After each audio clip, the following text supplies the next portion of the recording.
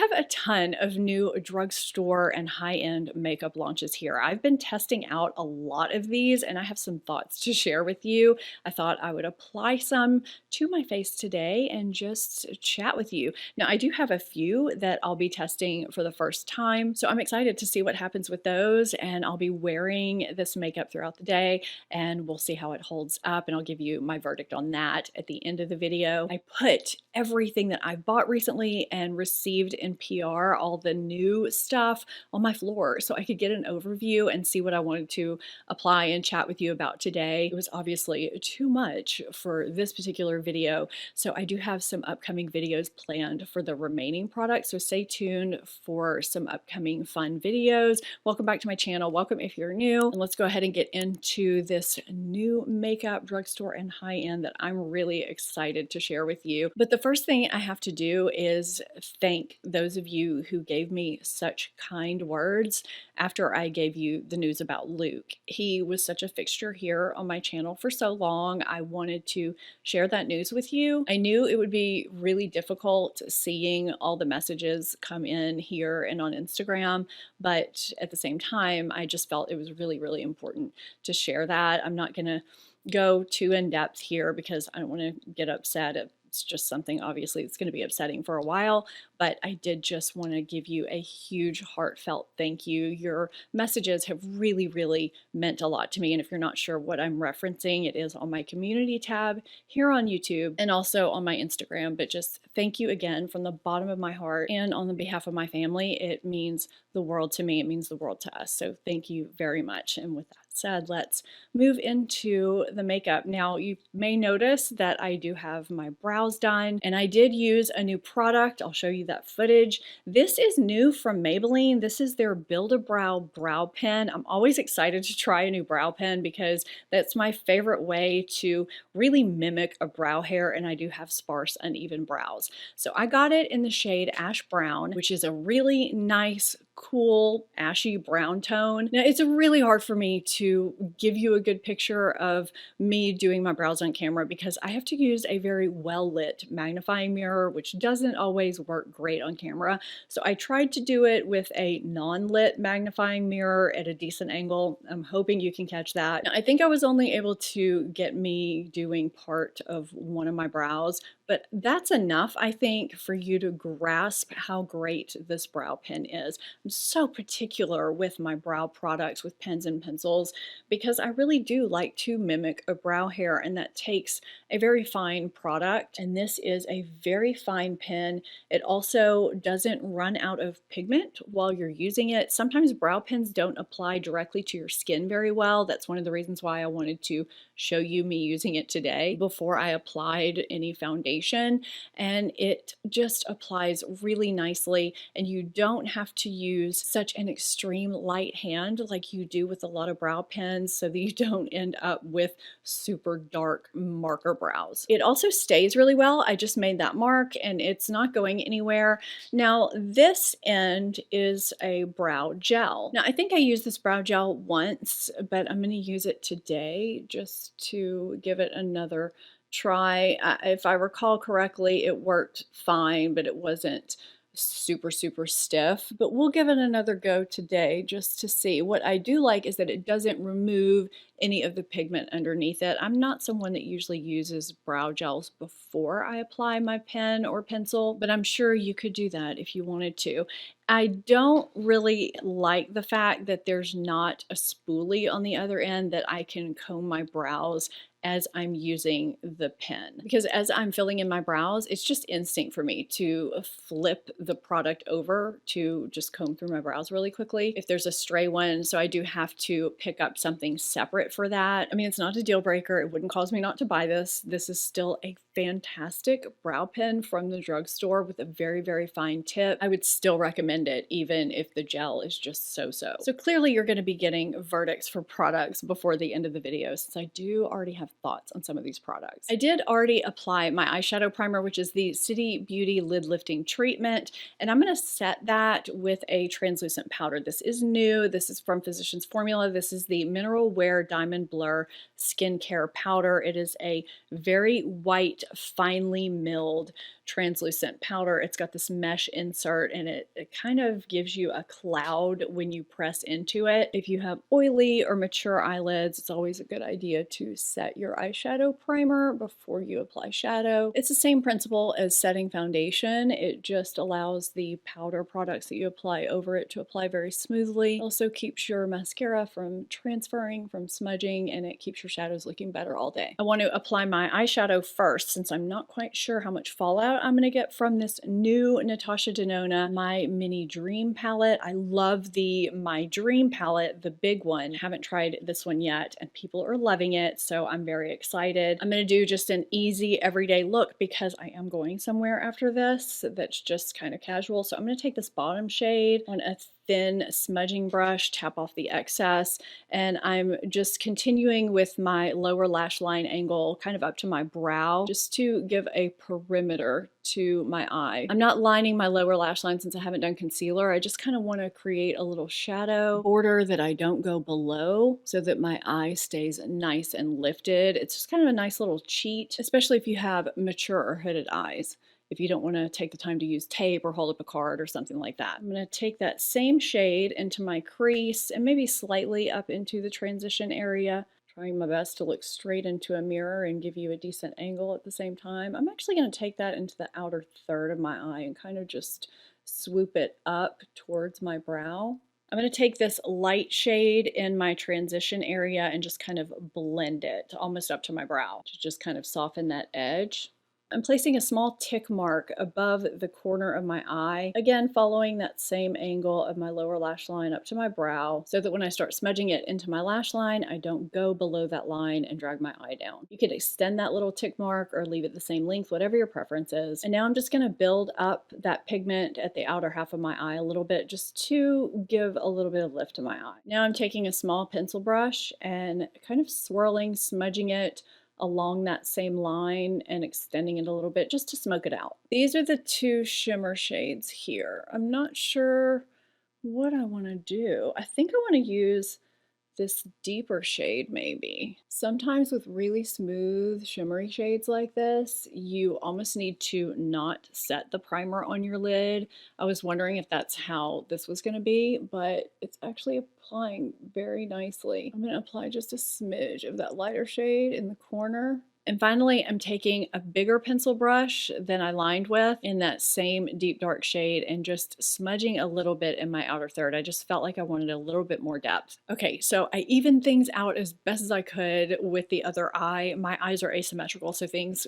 usually look a little uneven, especially before the rest of my makeup is done. But I can tell you, I love this new My Mini Dream palette from Natasha Denona. I'm adding it to my neutral mini Natasha Denona palettes that I love that will be living in my vanity. I love that I can go with a look like this, or I can use it for a one and done quick look, a little more subtle, more casual. This is a good one. I'm not putting this away quite yet because I will be putting either this shade or this shade on my lower lid after we finish my concealer and foundation and all that. So I'm going to go ahead and correct my under eye area with this NYX Pro Fix Stick Corrector in the shade Peach.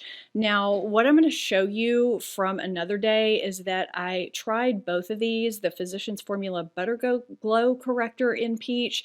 I want to show you how different the shades are. I mean, I feel like you can already tell just from what you see here, but this one is a nice brightening pinkish peach shade, while this one is a more buttery yellow. I don't even know if I would call this peach, really, at least it's not on me. The coverage levels are also vastly different. This has kind of a gel consistency, and when I blended it out, I want to say it was on this eye, it kind of blended away. So that's one of the reasons why I'm not using it today, because I do need to go somewhere after this, and I need something that's actually going to correct, and I just didn't feel like I got that much from this. So heads up, this is not one that I really liked, which is kind of interesting because I do like the concealer version of this, but the corrector for some reason just didn't give me a lot of correcting. Now I do like the way this corrects, but it doesn't have the most moisturizing formula. To make it feel a little bit more hydrating, to give it a little bit more warmth, I like to apply it to my finger just to get that warmth from my fingers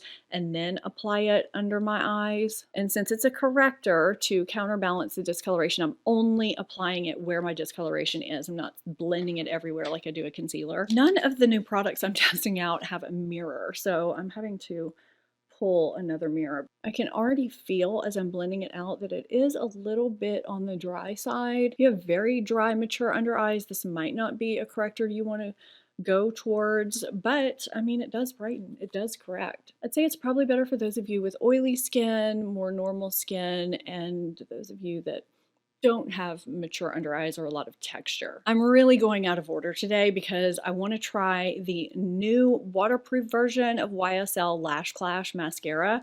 I saw this came out and I wanted to try it. Lash Clash is supposed to be nice and lengthening and volumizing, and I've actually never tried the original version, but I love a good waterproof mascara for holding my curl, so I figured we would go ahead and try this. And I want to get just one coat on before I apply my foundation. I want to see how this works, how it holds up throughout the day, if it smudges, if it flakes. And there we go. It seems like every time I apply mascara when I film, I always get it on my lids and have to clean it up, but that's okay. I do like that even though it's a very wet formula, it doesn't apply clumpy at all, but I will be needing another coat, which isn't a problem. I always need to comb out my lashes, and I do it when they're, I don't know, about 75% dry, so it's less risky of pulling out lashes, but it still works. For some reason, unless I'm wearing false lashes, I feel like you just can't really see my lashes on camera. Okay, that's one coat combed out, so I'm just going to put another coat on. I'm not even sure if I'm going to have to comb this out, but I do feel like I get some nice volume and length. Now it does dry pretty quickly, so if you have clumps you need to comb through, you want to get to them pretty quickly before it fully dries and you can't comb through them at all. But I mean, I like the way it looks. We'll just have to see how it holds up and if it's waterproof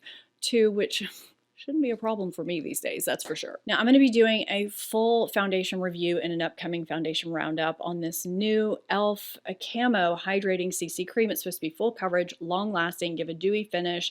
It's got hyaluronic acid, tremella mushroom, and it's also a broad spectrum SPF 30. So I'm going to just show you what this looks like on. This is actually my third time trying it, and I am trying it with a primer today to see if I can make it work a little bit better. The first time I applied it was kind of a disaster because I had some dry areas. So I'm just going to go ahead and warn you right now. If you have dry skin, this did not work well for me at all. I was having a rosacea flare up and it just clung to and emphasized every dry area I had. And I just haven't been too impressed with it, with my pores and how it's worn so far. So I thought we'll try it over a primer that I know works really well for me and with a usual powder that I wear. This is the Cali Ray So Blown Clean Blurring Primer. So that's what we're using today. And I just wanted you to see how this looked on me because I know a lot of people have been talking about it. Texture is very thick. As you can see, it doesn't even run down my hand. We have a few new foundations and concealers to talk about in upcoming foundation and concealer roundups. So the shade that I have is Light 210N. I remember with the original CC cream, I went with what I thought was my shade, and the shades run really, really dark. This shade is really good for me.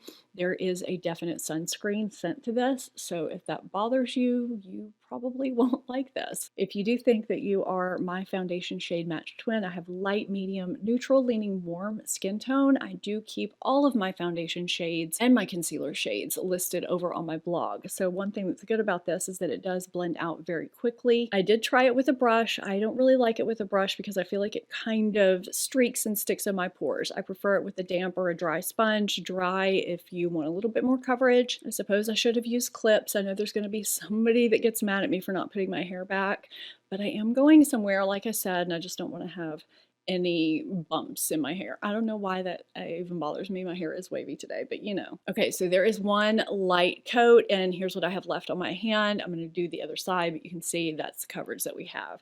This is a very very quick review for you. I'm just gonna go ahead and do the other side of my face really quickly and come back. Okay, this looks so much better over the primer than it has looked any other day.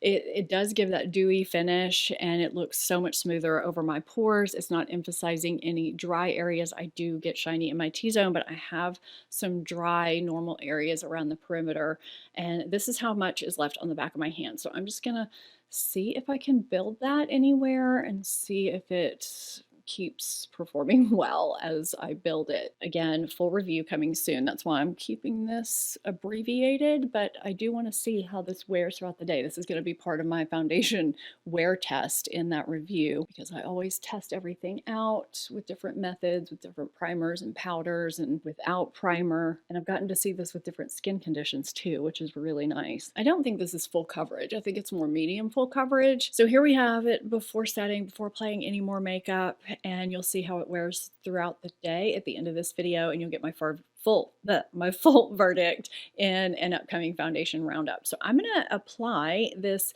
newish Milani Cheek Kiss cream bronzer in the shade Spilling Tea, just a little bit, because I want you to see how beautiful this is. I'm not fully contouring or anything.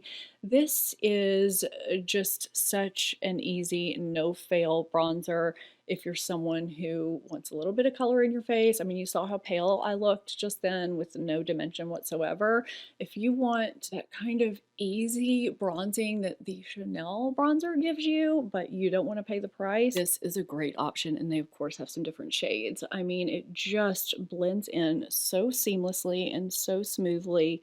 And I like this color for my skin tone. It also doesn't remove any makeup that I already have on. Okay, after playing around with the e.l.f. Camo Liquid Blush, the shade I have is coming in hot pink, I realized, or I remembered, why I don't love the Rare Beauty blushes the way everyone else does. If you go in with a smidge too much, you're gonna have clown cheeks. You can't take it away. It is going to be on your face, budge proof for the rest of the day, unless you use a makeup remover, which is a good thing if you want blush that's gonna last all day, but you better make sure you apply the exact right amount that you want and not too much.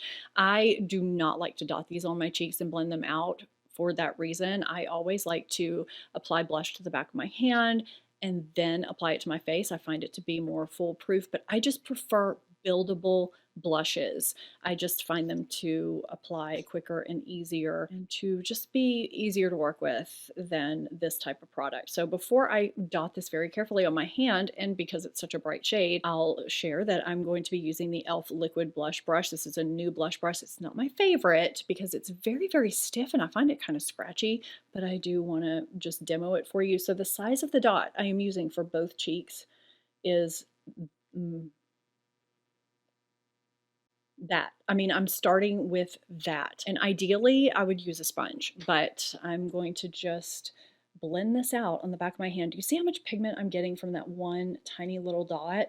And I'm blending that out until it's almost dry on the back of my hand. And I'm just slowly tapping it to my cheek, just so I don't go overboard. And I am gonna just tap it out with a sponge. So I'm gonna take the sponge on this other side, and if it begins to dry too much, I'll just add a little bit more. But I just prefer a wash of color, and you just barely need any to get that wash of color. And I do prefer to apply these under powder because the powder just diffuses them a little bit more. So after assessing that, I will decide if I want to go in with a little bit more. I just find that's the best way to apply these. It's a nice product, especially for the price. I just find you do need to know that you need to be careful because some of the gel can stick down more in certain areas. You have to be very, very quick when you blend it out. Now, I couldn't wait to get my hands on the new Laura Mercier Real Flawless, what is this, Weightless Perfecting Concealer. I like the foundation a lot. For some reason, it's going viral just now. It's been out for a long time. Some of us liked it initially. I'm not quite sure why it's suddenly going viral, but it is. So I originally got this in a much lighter shade and it was way too light. I can use it as a brightening shade, but I got shade 2C2, the shade that I have on, to see if it would work for me a little bit better, and I do believe it is. The original shade I got was 1C1 because of the shade that I wear in her Flawless Fusion Concealer, which is a concealer that I absolutely love. This is a serum type concealer, and again, my full review will be in a concealer roundup. So we're just seeing what this looks like, how it applies, the coverage level we get. I don't find the shade to be overly cool. It's more, I would say, neutral, peachy almost. It's supposed to give medium natural coverage. Now, when I applied this concealer the other day, I really loved the way it appeared under my eyes, even though it's medium coverage. I just found it to be so flattering and skin-light, and it seemed to be pretty self-setting. If you're someone who doesn't have to set your under eye area normally, I do.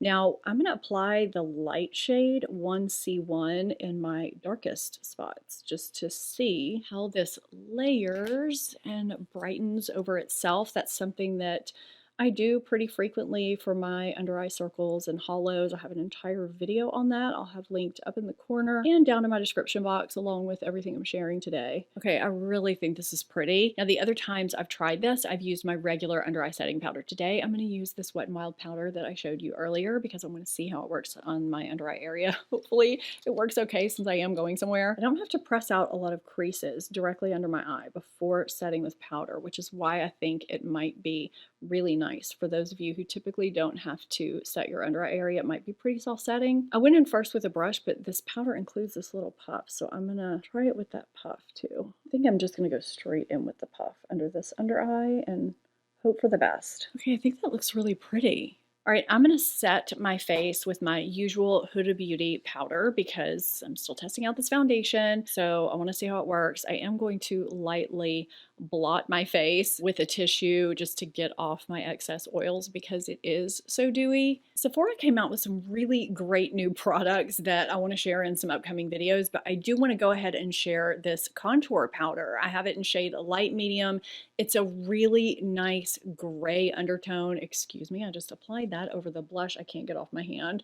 There is the gray undertone. It just kind of creates a shadowy effect if you're having some jowly areas like I am post-holiday, or if you want to sculpt a little bit more of a cheekbone. It's just kind of nice for that. I'm not going to go overboard with it. I just thought you might want to see how easily it blends out in action. I also sometimes will pinch a bigger brush if I'm in a hurry and use it to even out my nose. I have a deviated septum, so sometimes having a contour powder on hand can kind of help slim the nose or even out some crooked areas a little bit. I also put these two shades, these two tan shades along my lower lash line. I just dipped my brush into both of them and added some of the YSL mascara to my lower lashes to finish out my eyes. And I put a very light layer of Cokie Dusty Rose lip liner on before putting my new lip from Makeup by Mario. He came out with some new lipsticks that are very, very creamy. I've worn this once. This shade is called Bronx Baby, and it just glides on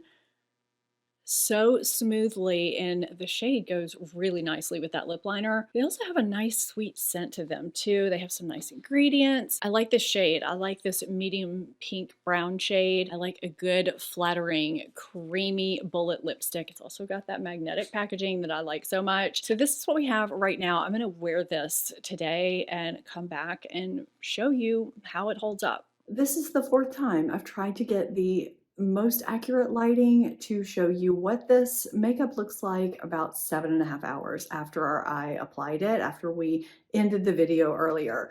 I think this is the best that I can get. So I have some pretty decent creasing going on here on my forehead. It's wearing away a little bit on my nose and on my chin area, the foundation. And I've tried those e.l.f. blushes several times. They last all day, and I do feel like I'm getting some wearing away here on my cheeks. So even though all this is happening, I do think this is the best day I've had with this foundation. I'm just not that impressed with it at this point. In my upcoming foundation roundup, I will give you all the ins and outs as to why I think that is and who I think would really like this foundation.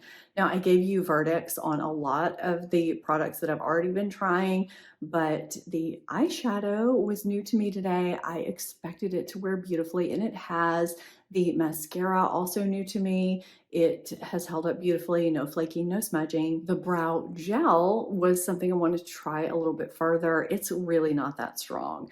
I still recommend that brow pen despite the brow gel. I'm actually thinking about taking the brow gel off and just using the end as a spoolie actually. And I really didn't expect anything to remain on my lips because of how much I've been talking, eating, and drinking tonight, and I didn't reapply anything. So all in all, I think given the circumstances, we're still looking pretty decent, but I just wanted to give you the end of the night update. Let me know your thoughts on these products and what you're wanting to see from the other products you saw at the beginning of the video. I hope you enjoyed this. If you did, give it a thumbs up, subscribe if you're not already so you don't miss my upcoming videos. Thank you so much for watching. I'll see you soon.